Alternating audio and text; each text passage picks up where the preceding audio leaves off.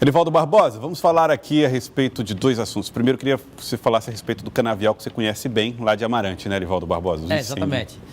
É a Fazenda Floresta, uma fazenda tradicional lá do município de Floriano, minha terra natal, inclusive, e progredindo assim em escala bastante sustentável e em ritmo acelerado. E o canavial da Fazenda Floresta é o que serve à produção da cachaça, né? Que é feita, que é fabricada lá.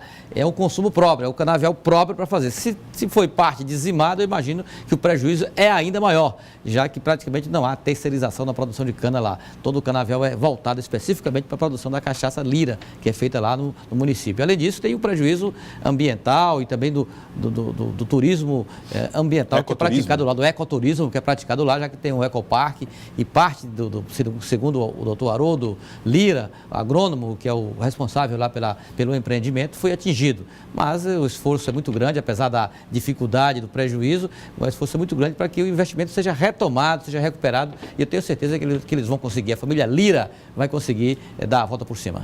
Elivaldo Barbosa, vamos trazer informações a respeito do calendário eleitoral. Sabe que nesse período existem calendários, julgamento de candidaturas e deveres para o cidadão. É verdade.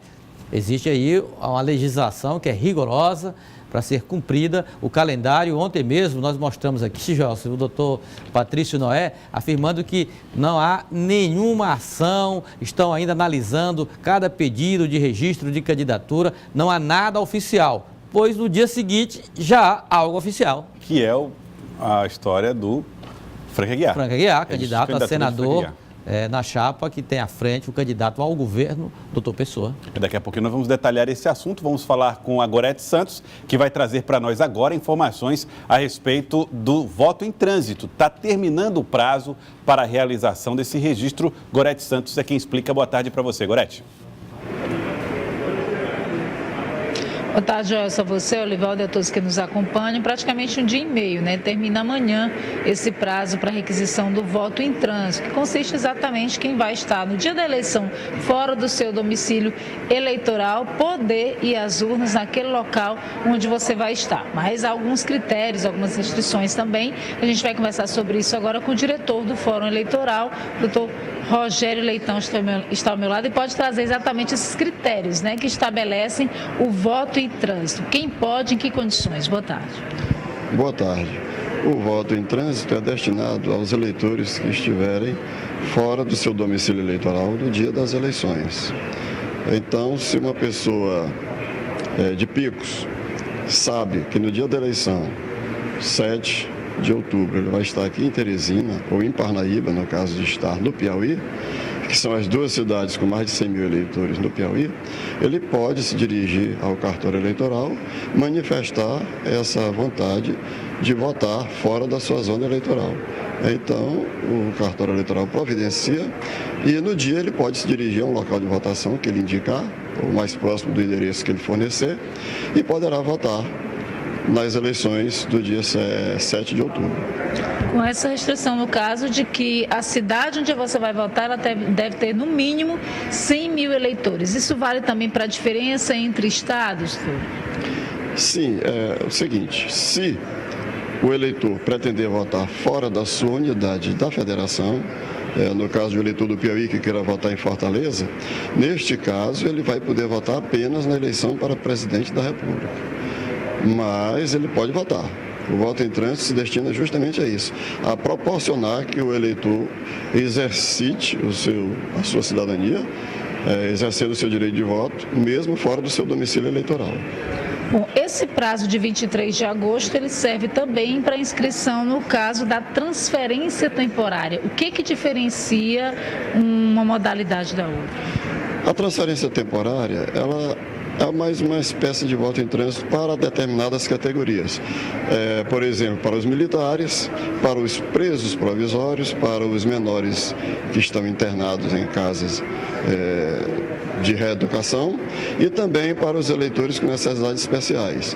Estes últimos é mais indicado dentro da própria cidade. Uma pessoa que tenha dificuldade de se locomover e que tenha se mudado de um bairro para outro, ele pode pedir que passe a votar numa sessão próximo à sua residência. Ele não teve tempo de providenciar a transferência até maio, então ele se dirige ao cartório eleitoral até amanhã, 23 de agosto, e indica um local próximo de sua residência e ele vai poder exercer o seu direito de voto sem muita dificuldade. No caso de cidades tão próximas como Teresina e Timon, por exemplo, é possível fazer o voto em trânsito? Sim, mesmo assim.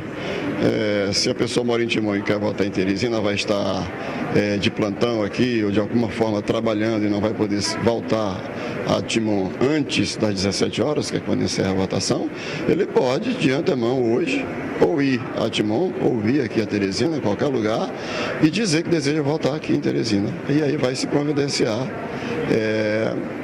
essa transferência provisória.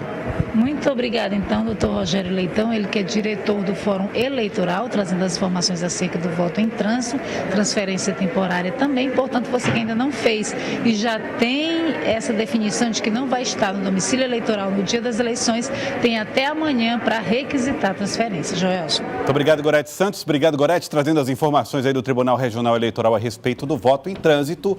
Um alerta aí para o cidadão. Elivaldo Barbosa, daqui a pouco nós vamos falar a respeito do caso do cantor Frank Aguiar, do candidato ao Senado Frank Aguiar, sobre o problema que apresentou aí a sua candidatura. O Ministério Público está fazendo um questionamento, hein, Elivaldo? E diz respeito à gestão ainda do ex-vice-prefeito de São Bernardo do Campo, no ABC Paulista, mas que acaba trazendo esse dissabor neste início de campanha eleitoral. Eu diria que é normal isso acontecer. Nada que não possa ser questionado, discutido, é apenas o início de uma ação proposta pelo Ministério Público com o respaldo de quem está acompanhando de perto a aplicação da lei eleitoral na campanha deste ano. E daqui a pouco o candidato Frank Aguiar vai falar a respeito também deste assunto aqui no nosso quadro Eleições. Conto com você daqui a pouquinho, hein, Elivaldo? Com certeza, Joelson.